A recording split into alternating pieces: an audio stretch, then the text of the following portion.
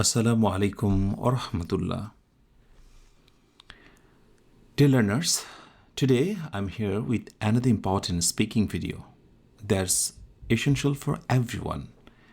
In today's video, I will show you 10 question answer sets that will help you express yourself confidently in English in any situation. Okay, so let's get started. প্রিয় শিক্ষার্থীরা, খুবই গুরুত্বপূর্ণ একটি topic. 10টা প্রশ্ন নিয়ে হাজির হয়েছি, প্রশ্ন এবং উত্তর। এটি প্রত্যেকের জানা উচিত, আর এটা জানলে যে কোনো সিচুয়েশানে তুমি তোমার নিজেকে স্মার্ট একজন ম্যান হিসেবে, মানুষ হিসেবে তুমি ইন্ট্রোডিউস করাতে পারবে, এবং কোনো অনুষ্ঠানে যে অ্যাটলিস্ট তোমাকে বোরিং ফিল করতে হবে না। হয় না এমন যে আমরা কোনো একটা অনুষ্ঠানে গিয়েছি, সবাই তো আর বন্ধু না, বা সবাই তো আর পরিচিত না। তো এই বন্ধুর বন্ধু অথবা পরিচিত জনের সঙ্গে যখন আমরা ইন্ট্রোডিউস হতে চাই, অনেক সময় যদি ইংরেজিতে সে একটা প্রশ্ন করেই ফেলে বা স্টার্টটা ইংরেজিতে করে, তুমি কিন্তু আর বাংলা বলতে পারো না। যদি সে বাংলায় বলে তুমি বাংলা বলো, কিন্তু যদি ইংরেজিতে বলে যে hi I am Nabil, that means সে বলতেই চাচ্ছে যে আমি ইংরেজিতে আমার নিজেকে নাবিল বললাম, আমার নাম নাবিল, তাহলে তুমিও ইংরেজিতে তোমার নামটা বলো। এখন এই বলার ক্ষেত্রে কিছু ম্যানার রয়েছে, এই বিষয়গুলো জানা খুব জরুরি। আর এছাড়াও আরেকটি ব্যাপার হলো যে এই আলোচনাটা কর্পোরেট লেভেলে তো অনেক বেশি কাজে দেবে। বিভিন্ন চাকুরি করার ক্ষেত্রে, চাকুরি করছেন বিভিন্ন জায়গাতে, তাদের জন্য এটা অনেক বেশি কাজে লাগবে। সো সবার জন্যই আজকের এই ভিডিওটা খুব বেশি ইম্পর্ট্যান্ট। ওকে, সো ফার্স্টে আমরা দেখতে পাচ্ছি একটা অনুষ্ঠান, সেই অনুষ্ঠানে সবাই বসে যে যার মতো কথা বলছে। এর ভেতরে সামনে, ক্যামেরার সামনে দেখা যাচ্ছে 3 জন মানুষ একে অপরের সাথে কথা বলছে। সম্ভবত তারা এমন কিছু কথা বলছে, সম্ভবত সেটা এই কথাগুলো যেগুলো এখন আমি তোমাদেরকে শেখাবো। তো ফার্স্ট এই ধরা যাক কোনো একজন ব্যক্তি যদি এই কথাটা বলে, প্রথম কথাটা যে হাই আই এম নাবিল। ধরো এখানে বললাম আমি Nabil, hi I am Nabil. Okay, কোনো একজন বলল, এইটা বলার পর যদি বলে হোয়াটস ইওর নেম, তোমার নাম কি, তাহলে প্রসঙ্গত বা স্বাভাবিকভাবে ব্যাপারটি এসে যায় যে আমাকেও ইংরেজিতে বলতে হবে। সো এই বলার শুরুটা কি, তুমি কীভাবে বলবে? তুমি কি এভাবে বলবে যে মাই নেম ইজ নীরব, এরকম না। ফর্মাল প্যাটার্ন হচ্ছে যখন সে hi I am Nabil, what's your name, তখন তুমি একটু বলবে হ্যালো আই অ্যাম নীরব। ধরো এরকম কিছু একটা বললে, নীরব, তুমি এরকম একটা নাম দিয়ে দিলে নীরব। ওকে, এখন এই প্রশ্নটা করার পর তুমি তোমার যখন এই প্যাটার্নে নাম বললে, এবং নাম বলার পর কিন্তু থেমে থাকতে পারো না, এইটা কিন্তু ফর্মাল প্যাটার্ন নয়। এই প্যাটার্নটাই আমি তোমাকে শেখাচ্ছি। সো যখনই তুমি আনসার দিলে যে হ্যালো আই এম নীরব, এরপর তুমি সাথে একটা কথা অবশ্যই যুক্ত করবে, nice to meet you. So nice to meet you. যখনই এই কথাটা তুমি বলে ফেললে, এটা বলার সাথে সাথে যিনি প্রশ্ন করেছিলেন, প্রশ্ন এই কিউ, দ্যাট মিনস একজনের প্রশ্ন করলো আর তুমি যে আনসার দিলে, এই প্রশ্নকর্তা তোমার অপর পাশের ফ্রেন্ড বা হচ্ছে অপরিচিত মানুষটি, উনি না তোমাকে বুঝে নিল যে ইউ আর স্মার্ট এনাফ, তুমি যথেষ্ট স্মার্ট, কনভারসেশন জানো। আর অনেকের ক্ষেত্রে যেটা সমস্যা হয়, ওই যে ছোটোবেলার ডায়লগ পড়ার মতো, এটা বললে এটা বলতে হয়, এটা বললে এটা বলতে হয়, এটা লিখলে মার্কস পাওয়া যায় না। কনভারসেশনের ক্ষেত্রে ব্যাপারটি আসলে এরকম নয়। এখানে কিছু বিষয়, কিছু লেজ, কিছু প্যাটার্ন যুক্ত করতে হয়। আশা করি বুঝতে পেরেছ। তাহলে শুরুটা যদি এরকম হয় যে hi I am Nabil, what's your name, আনসারে বলছো hello I am Nirob, nice to meet you, nice to meet you. ঠিক আছে, এইটা। এরপরে একটা কমন প্রশ্ন আসতে পারে, where are you from, where are you from, তুমি কোথা থেকে এসেছো। এই প্রশ্নটা করার ক্ষেত্রে বা তুমি কোথায় থাকো, এই ধরনের কথা প্রশ্ন করার ক্ষেত্রে এই যে ডট ডট আছে না, এই জায়গাটায় নাম বলা খুব জরুরি। তো ধরা যাক নাবিল নীরবের নামটা জেনে গেছে, তাহলে এবার নীরবকে জিজ্ঞাসা করবে যে হোয়ার আর ইউ ফ্রম নীরব। এই জায়গাটায় নাম ধরে ডাকাটা খুব জরুরি। অবশ্য এটা মাথায় রাখতে হবে যে যদি সিনিয়র জুনিয়রের ব্যাপারটা থাকে তাহলে নাম ধরার ব্যাপারটা আসবে না, কিন্তু যদি সমবয়সী বা নাম ধরে ডাকা যেতে পারে এমন বিষয় হয়, তাহলে সেখানে নাম ধরে ডাকাটার মধ্যেই আন্তরিকতা এবং তার সঙ্গে সখ্যতা গড়ে ওঠে।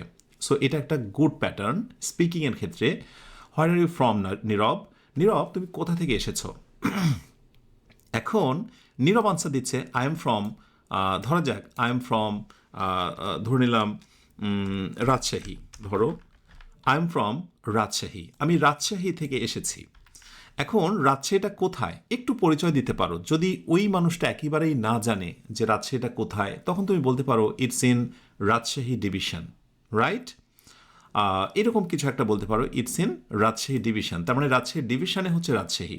অথবা আরও কিছু বলতে পারো, ইটস ইন মানে ইস্ট সাইড বা ওয়েস্ট সাইড, কোনো একটা সাইড উল্লেখ করতে পারো, অফ বাংলাদেশ, বাংলাদেশের পূর্ব পশ্চিমে, এরভাবে তুমি উল্লেখ করতে পারো। সো বললাম যে ইটস ইন, আমি এখানে শর্টকাটে লিখলাম Rajshahi division, it's in Rajshahi division, Raj division. তুমি তোমার মতো করে যা খুশি তাই দিয়ে দিতে পারো, কোনো সমস্যা নেই। আচ্ছা, ডিভিশন আই হবে। এবার দেখো, তুমি বলে ফেললে যে I am from Rajshahi, it's in Rajshahi division.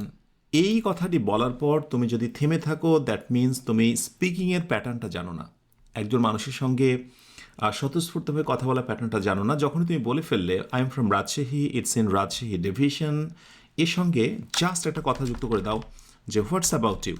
That means তুমি কোথা থেকে এসেছো, অথবা আপনি কোথা থেকে এসেছেন। কনভারসেশন তো এরকম না যে একজন প্রশ্ন করবে, আরেকজন শুধু উত্তর দিয়ে যাবে। ব্যাপার তো এরকম না যে একজন প্রশ্ন করবে, আরেকজন উত্তর দেবে, এবং উত্তর দেওয়ার পর সে আবার ছোট্ট করে একটা প্রশ্ন করবে, একটা লেজ, তাই না? সেই লেজটা হচ্ছে যে এইগুলো যে আমি বলছি I am from Rajshahi, it's in Rajshahi division, what's about you. দারুণ একটা কথা যে তোমার ব্যাপারটা বলো, তুমি কোথা থেকে এসেছো। অথবা এত কিছু না বলে তুমি সিম্পলি এটা বলতে পারো অ্যান্ড ইউ, জাস্ট এইটা। তো সে একটা উত্তর দিয়ে ফেলবে যে I am from Kushtia, I am from Dhaka, এরকম কিছু একটা। এরপর নেক্সট যে প্রশ্নটা তোমাকে ফেস করতে হতে পারে, বা এটা খুবই important, so what do you do. তাহলে জানতে চাই তুমি কি করছো, তুমি এখন কি করো। হোয়াট ডু ইউ ডু, তুমি কি করো, এটা কিন্তু প্রসঙ্গে এসে যায়। তুমি কি স্টুডেন্ট, তুমি কি সার্ভিস হোল্ডার, মানে কি করো তুমি। সো তুমি তোমার প্রফেশনটা এখানে বলে দেবে। আই এম টিচার, বলে দিলে আই এম আ টিচার, আমি একজন শিক্ষক, আমি স্টুডেন্ট।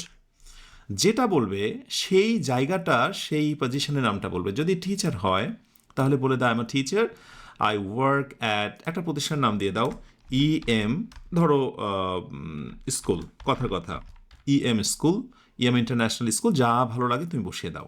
ওকে, সো এটা প্রসঙ্গ বুঝে তুমি প্রতিষ্ঠানের নাম দিয়ে দিলে।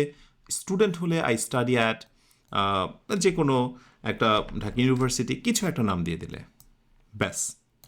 এইভাবে তুমি তোমার কথাটা বললে। এখন এই কথা বলার পর যদি তুমি থেমে থাকো, তাহলে কিন্তু ব্যাপারটা খুবই বেমানান হয়ে যায়। সো এখানেও তুমি যুক্ত করতে পারো অ্যান্ড ইউ। আরেকজনকে জিজ্ঞাসা করছো, যিনি প্রশ্ন করেছিলেন ওনাকেই বলছো অ্যান্ড ইউ, তোমার ব্যাপারটা বলো। তখন সে হয়তো বললো যে আই এম আ ব্যাংকার, অথবা I am a honour of a company, এইরকম কিছু একটা বললো। সো এইভাবে কিন্তু কথোপকথনটা চলতে থাকবে। আর একটু ওয়েট করো, সবশেষে জানিয়ে দেব যে এই আজকের পুরো আমাদের কনভারসেশনটাকে কিভাবে খুব বেশি কন্ট্রোলে নিয়ে আসবে, ঠিক আছে? এই স্লাইডে আরেকটা প্রশ্ন রয়েছে, what brings you here today. What brings you here today, that means তুমি এখানে কেন এসেছো। What brings you here today, তুমি এখানে কেন এসেছো। ওকে, একটা রিজন জানতে চাইতে পারে, হয়তোবা বিভিন্ন পারপাসে বিভিন্ন মানুষ একত্রিত হয়েছে, তোমার আসার কারণটা কি। সো তুমি তখন একটা রিজন বলছো যে আই এম হিয়ার ফর, কিছু একটা রিজন বলো, for a meeting, for a shopping, visiting family ইত্যাদি। So I am here for a meeting, আমি একটা মিটিংয়ের জন্য এখানে এসেছি। Okay, so for a meeting, যেগুলো চেঞ্জ করছি আমি সেগুলোকে বোল্ড করছি। অ্যান্ড লাস্টে একটা কমন কথা তুমি উল্লেখ করে দাও, অ্যান্ড ইউ। কি বলবে? অ্যান্ড ইউ, তুমি কেন এসেছো, তাই না? এই তো, এইভাবে যখন কথোপকথন আমাদের চলছে একে অপরের সঙ্গে, আমরা অনেক ক্লোজ হয়েছে। এখন যখন ক্লোজ হয়ে যাই, এখানে কিন্তু আরও অনেক প্রশ্ন এসে যায়, যেগুলোকে মনে হয় যে ওই অনুষ্ঠানের বাইরেরও প্রশ্ন হতে পারে। তো পরের স্লাইডে আমরা সেটাই দেখব। ওকে, এই স্লাইডে আমরা দেখব আর 6টা প্রশ্ন, যেগুলো হয় কি যে যখন অনেক বেশি আমরা একে অপরের সঙ্গে একাত্ম হয়েছি, পরিচিত হয়েছে ক্লোজলি, তখন হয় যে কিছু প্রয়োজনের বাইরেও কিছু প্রশ্ন, যেমন দাঁড়িয়ে আছি, গল্প করছি, জানতে ইচ্ছে করতেই পারে। যেমন হয়তো বলা হচ্ছে যে what do you like to do in your free time. আপনার অবসর সময় আপনি কি করেন, বা তুমি সময় পেলে কি করো? তো আনসারে বলছো যে আই এনজয়। তোমরা মনে রাখবে, এনজয়ের পর যখনই পরবর্তী কোনো ভার্ব আসবে, ভার্ব টাইপের কিছু, তাহলে আইএনজি দেবে। যেমন I enjoy reading, I enjoy playing cricket, I enjoy watching movies. ভার্বের সঙ্গে একটা আইএনজি দেওয়াটা বাধ্যতামূলক। আর এটা না বারবার বলতে বলতে অটোমেটিক্যালি তোমার মুখে চলে আসবে। সো আই এনজয়, ধরো বললে রিডিং। এখন স্ট্যান্ডার্ড কি দেখো, এইটুকু বলে তুমি আনসারটা দিতে পারো, কিন্তু সেটা তো এরকম না যে এর দ্বারা প্রমাণ হলো যে তুমি ফ্লুয়েন্ট স্পিকার। তুমি কথা বলতে পারো, তুমি থেমে থাকবে কেন? তুমি কেন ইন্ট্রোভার্ট হবে? তুমি কেন নিজেকে গুটিয়ে রাখবে? আরেকটা প্রশ্ন করতে পারো, অথবা নতুন কিছু যুক্ত করতে পারো, যে আই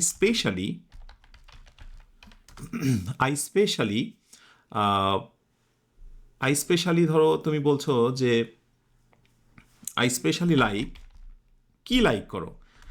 স্টোরি, এখানে ধরো তুমি দিয়ে দিচ্ছ স্টোরি, মানে তুমি তো আগে বলেছো পড়তে ভালোবাসো, কিন্তু পড়ার মধ্যে আবার বলছো I specially like story, fiction non fiction এরকম কিছু একটা story.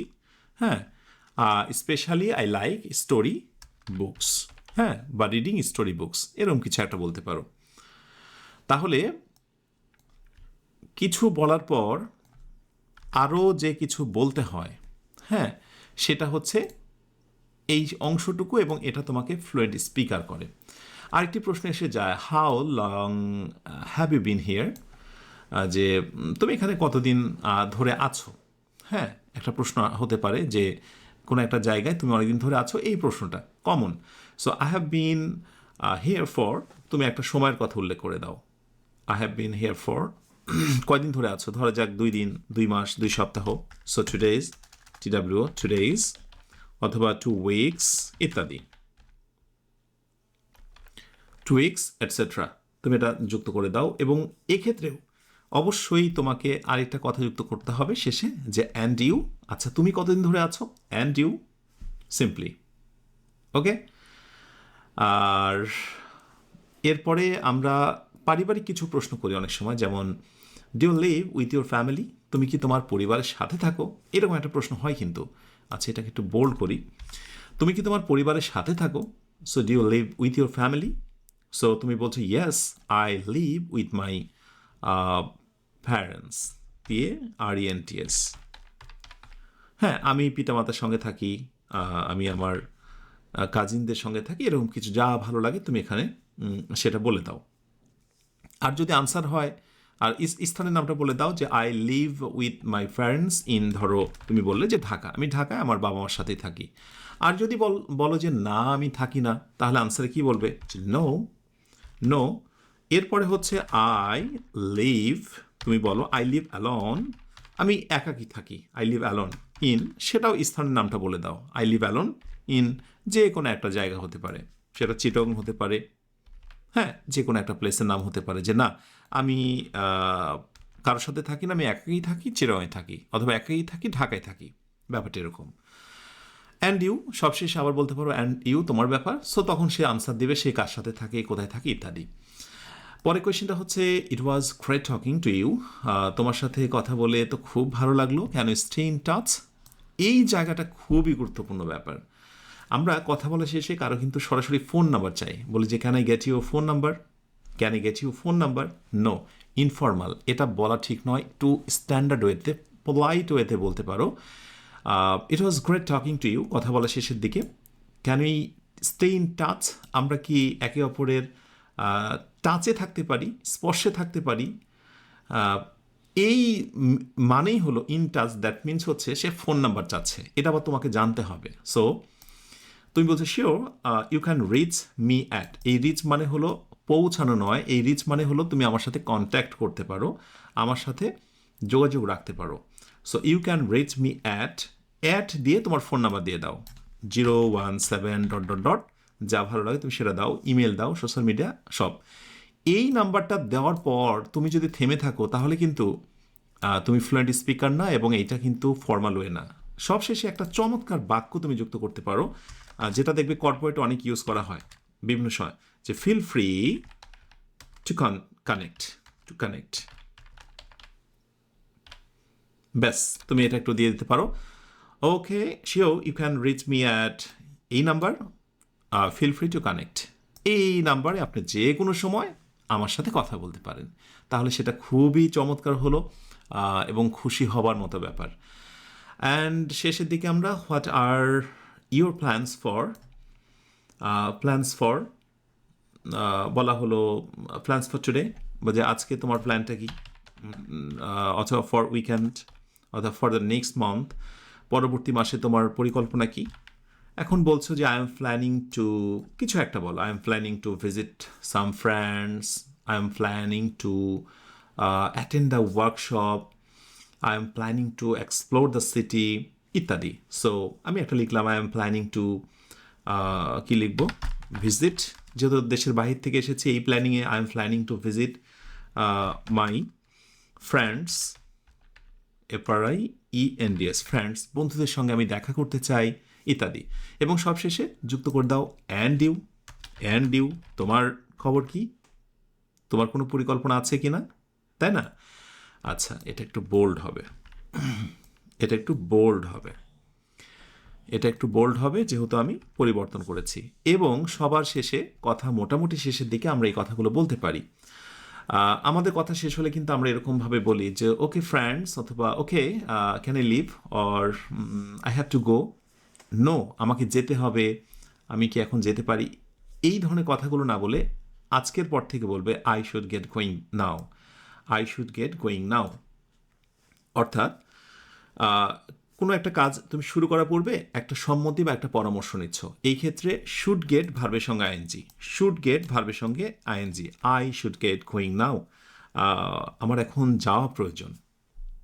It was nice meeting you, যেহেতু কথা বলা হয়েছে, পরিচয় হয়ে গেছে, এই জন্য আমি ইটস নাইস বলছি না, ইট ওয়াজ বলছি, মানে সাক্ষাৎ হয়েছে, তোমার সঙ্গে কথা হলো, পরিচয় হলো, ইট ওয়াজ নাইস মিটিং ইউ, তোমার সঙ্গে সাক্ষাৎ হয়ে বেশ ভালোই লাগলো। এইটা একটা স্বাভাবিক কথা। এরপরে স্বাভাবিকভাবেই আমরা যেটা বলি বা বলতে শেখাই সেটি হচ্ছে সেম হেয়ার।